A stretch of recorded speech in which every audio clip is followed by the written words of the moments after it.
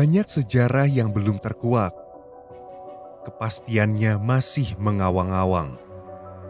Perdebatan itu seolah tak pernah gentas. 4 teori masuknya Islam ke Nusantara masih menjadi perdebatan di kalangan para sejarawan. Ramai diperbincangkan jika teori Gujarat adalah yang paling kuat membawa Islam ke tanah air. Namun, teori Gujarat ditolak Buya Hamka. Di antara 4 teori itu, ya, selain dari teori Arab yang menegaskan bahwa datangnya Islam ini adalah dari Arab, itu yang dikritisi sangat tajam oleh Buya Hamka adalah teori yang pertama tentang teori Gujarat atau teori India itu. Teori yang menegaskan bahwa pertama kali Islam datang ke bumi Nusantara itu adalah dari Gujarat, dari India, ya, yang dibawa oleh para pedagang Muslim yang datang dari Gujarat, yang pada saat itu terjadi katanya pada abad ke-13, ya. Ulama cendekiawan dari tanah Maninjau itu memiliki gagasan kuat untuk menolaknya.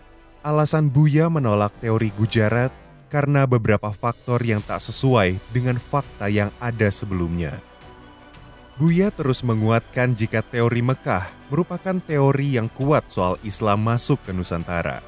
Pemikirannya berdasarkan pasca wafatnya Nabi Muhammad SAW pada 632 Masehi dan kepemimpinan Islam dipegang oleh para khalifah.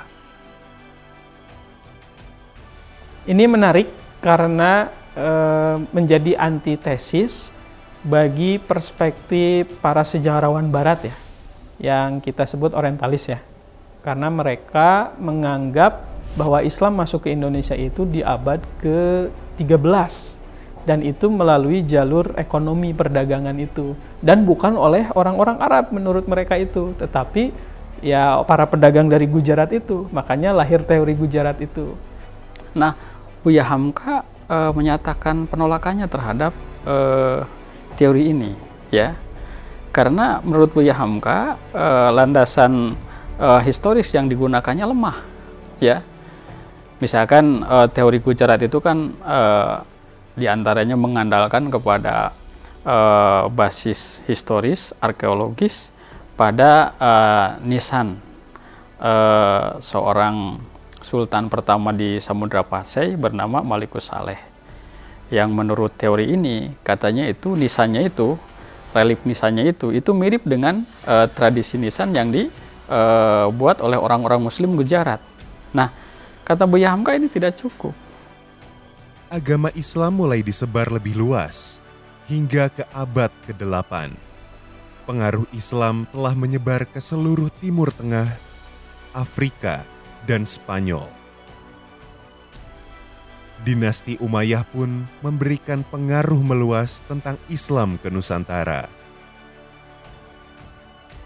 Argumentasi lainnya yakni pengamatan pada mazhab Syafi'i yang merupakan mazhab istimewa di Mekah dan memiliki pengaruh besar di Indonesia.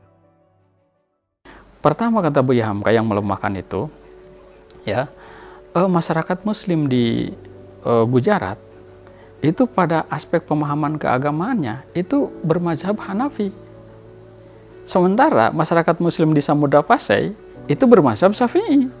Nah, bagaimana ini terjadi bisa perbedaan kalau toh memang sumbernya dari Gujarat? Kan gitu, ya. Kalau sebuah ajaran agama dikembangkan oleh orang yang membawa suatu pemahaman tertentu, maka yang menerimanya juga akan menggunakan ataupun mengambil pemahaman tertentu, kan logika sederhananya seperti itu. Tapi kenapa ini malah justru terjadi sebaliknya? Ini bermazhab Syafi'i, ya, yang menjadi pusat islamisasinya di Samudra Pasai, sementara Gujaratnya sendiri bermazhab Hanafi. Ini satu itu. Para pedagang Arab turut menyebarkan Islam ketika mereka dominan dalam perdagangan Barat Timur sejak abad awal Hijriah atau abad ke-7 dan ke-8. Pertimbangannya itu berdasarkan fakta dari sumber-sumber Cina yang menunjukkan jelang akhir perempat abad ketiga, seorang pedagang Arab menjadi pemimpin sebuah pemukiman Arab Muslim di pesisir pantai Sumatera. Mereka melakukan perkawinan dengan wanita lokal dan membentuk komunitas Muslim. Tetapi Buya Hamka di sini membuktikan dengan naskah yang dia miliki, konon naskahnya itu dari Cina ya.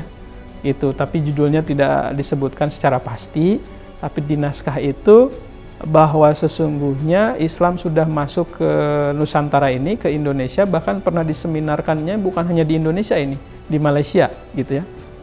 Masuknya Islam menyebar di Indonesia itu di abad kurang lebih abad ke-6 atau ke-7 Masehi gitu ya. Kemudian yang kedua, kata Hamka, yang melemahkan pendapat bukti-bukti historis mereka itu pada saat proses Islamisasi di Samudra Pasai, ya, itu ternyata situasi dan kondisi di Gujarat itu masih sangat dominan dikuasai oleh Hindu, ya, sehingga sangat kecil kemungkinan bahwa proses Islamisasi ini didatangkan dari Gujarat ini, ya, pada saat justru di waktu itu, ya, Islam di Nusantara, khususnya di Samudra Pasai, itu tengah mengalami perkembangan yang sangat pesat. Nah, ini yang kedua. Analisis itulah yang membuat Buya Hamka berbeda dengan sejarawan Barat. Pengamatan yang dilupakan para sejarawan Barat soal laporan kunjungan Ibnu Battuta ke Sumatera dan Cambai. Hamka juga menyebut, jika di Barus, daerah yang pernah menjadi kekuasaan Kerajaan Sriwijaya, ditemukan nisan kuno bertuliskan nama Syekh Rukunuddin yang wafat pada tahun 672 Masehi. Dan kemudian baru masuk ke Indonesia dengan tujuan awalnya memang sudah karena motif berdakwah, dibuktikan ada peninggalan komplek kawasan perumahan Muslim sekaligus pemakaman yang batu nisannya sudah berciri khas batu nisan itu kuburan Muslim. Misalkan ada tulisan Arabnya lah gitu ya, disebut-sebut yang jenazah di makam itu adalah Syekh Rukunuddin namanya, gitu menurut Buya Hamka itu. Kemudian yang ketiga, kata Buya Hamka sebagai bukti bahwa ini dari Arab, itu ditemukan ya di wilayah Indonesia pekuburan Muslim yang bertuliskan Arab, ya, yang bertuliskan Arab, termasuk salah satunya ada seorang perempuan Cina konon katanya itu meninggal, kemudian dibuatkan nisan dan itu nisannya bertuliskan Arab, ya, dan itu terjadi pada abad ke-7. Kan itu, masa iya tulisan yang kita temukan pada abad ke-7 tiba-tiba kita mengatakan bahwa pertama kali Islam masuk pada abad ke-13. Ini berapa abad perbedaannya? Kan itu mungkin hampir sekitar 6 abad kan ya? Masa 6 abad itu 600 tahun? Kan benar nggak? Jadi satu hal yang tidak mungkin. Gimana pada abad ke-7 sudah ditemukan tulisan Arab pada nisan orang Muslim yang meninggal, tiba-tiba disebutkan bahwa Islam pertama kali masuk ke bumi Nusantara adalah pada abad ke-13. Nah, dan itu dari memang motifnya bukan ekonomi atau berdagang, tapi memang betul-betul syiar Islam. Begitu. Adapun sempat singgah di Gujarat, India kan Gujarat itu ya, yaitu hanya persinggahan sementara saja dari perjalanan gitu.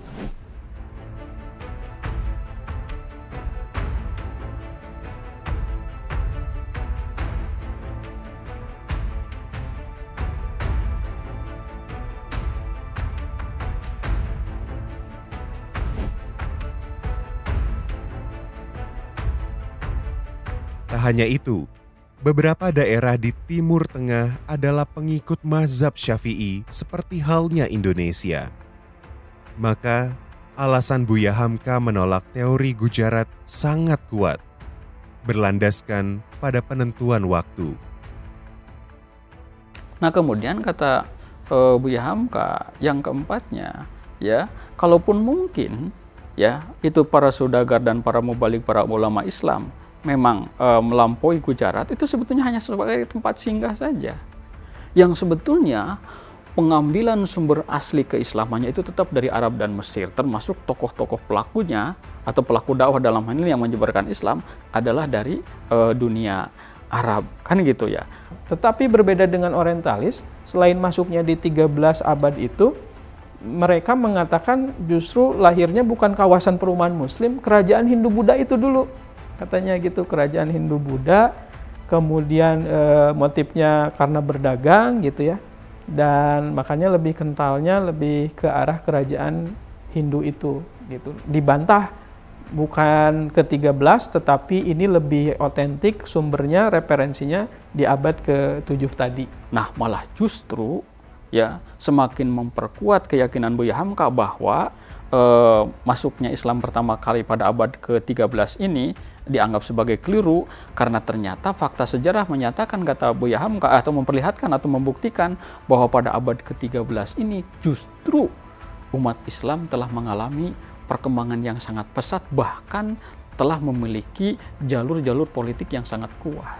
Kan gitu ya. Nah, kalau faktanya pada abad 13 umat Islam misalkan tiba-tiba sudah memiliki ya praktek-praktek dan kekuasaan politik yang sangat kuat pada sultan-sultan, masa iya pada saat itu baru masuk Islam? Ini kan berproses menguasai ranah-ranah politik ini. Jalur-jalur politik ini berproses dan butuh waktu yang lama. Makanya menjadi semakin tidak logis pendapat yang memprediksi bahwa masuknya agama Islam ke bumi Nusantara ini pada abad ke-13. Gujarat dinyatakan sebagai tempat singgah, sementara Mekah sebagai pusat dan Mesir sebagai tempat pengambilan ajaran Islam. Seorang ulama itu bertindak, beramalnya tidak gegabah ya. Mereka penuh dengan pertimbangan gitu, kehati-hatian. Dalam bahasa agama itu ikhtiyat. Itu apakah dari sisi ibadahnya, muamalahnya, akidahnya. Nah, seorang Buya Hamka, seorang ulama yang luas keilmuannya gitu ya. Tentu saya lebih meyakini, mengimani apa yang sudah ditemukan, bukti-bukti yang ada dari Buya Hamka itu. Di kalangan para sejarawan terjadi polemik, tapi yang mendukung Buya Hamka sejarawan juga banyak. Malah sejarawan-sejarawan modern, kontemporer yang mendukung pendapat Buya Hamka. Salah satunya yang terkenal ini misalkan adalah cendekiawan Muslim kontemporer Profesor Dr. Kiai Haji Ajumadi Ajraya, mantan rektor UIN Syarif Hidayatullah Jakarta. Ya, itu dalam buku-buku beliau, sejarah beliau diungkapkan bahwa yang paling mendekati kepada kebenaran tentang kapan pertama kali Islam masuk ke bumi Nusantara adalah prediksi yang menegaskan bahwa Islam pertama kali masuk ke bumi Nusantara adalah pada abad ke-7 dan para pelaku utamanya adalah para saudagar, para mubalik, para ulama yang datang dari Arab dan Mesir. Kan kira-kira begitu ya.